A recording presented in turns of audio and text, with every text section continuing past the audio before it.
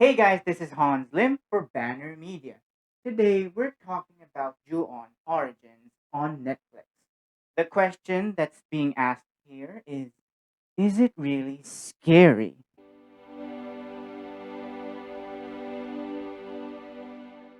A paranormal researcher searches obsessively for a cursed home where something terrible happened to a mother and her child long ago. With only 30 minutes on each of the 6 episodes of this series, it makes proper use of its runtime. It creates this eerie atmosphere and this very sort of a disturbing imagery along the way.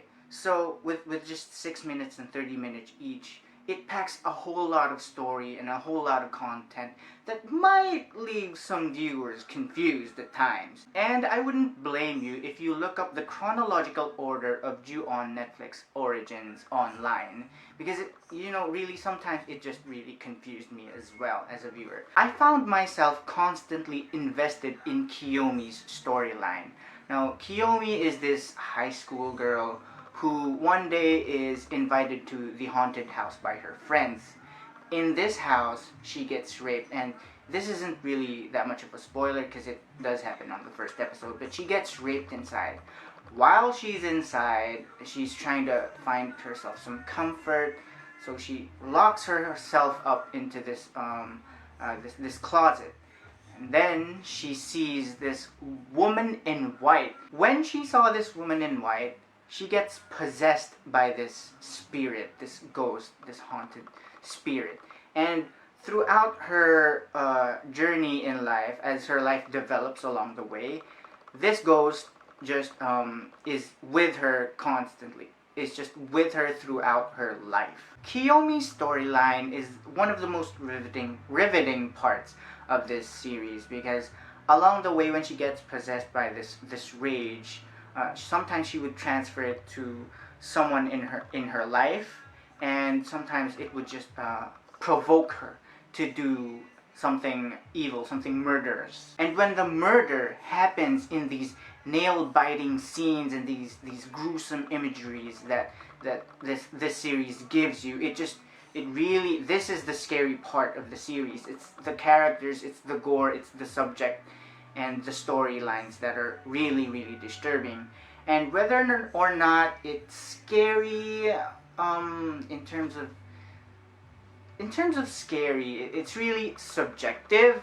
Me personally, I didn't get scared, but growing up watching Ju-on The Grudge, the originals, I really got scared because it was the first time I was exposed to this kind of horror.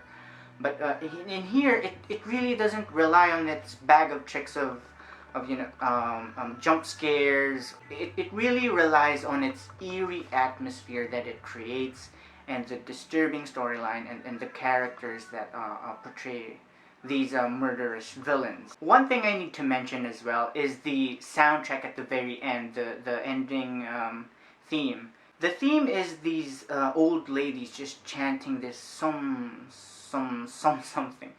These old ladies are chanting, and then the camera just pans to this puddle with a very dark center, which kind of resembles an eye actually. When I think about it now, and that theme is just really, really scary. And overall, I hope this gets renewed for a second season, or hopefully a third one, because the direction, the style, the patience, the build up, the characters, it is really interesting seeing all of these plot lines and storylines develop. Like, with The Shining, what they did with Doctor Sleep, I wasn't really a fan of the horror genre, or The Shining per se, but I was really converted into a fan when I saw Doctor Sleep. Granted, it isn't more horror driven, more horror focused. I really got interested in the lore and the storyline.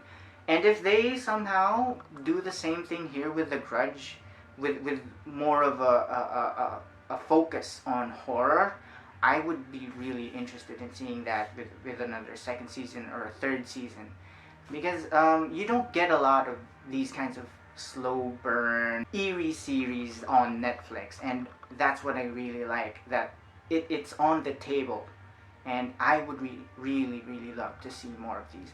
Overall, Ju-on Origins gets a 7 out of 10.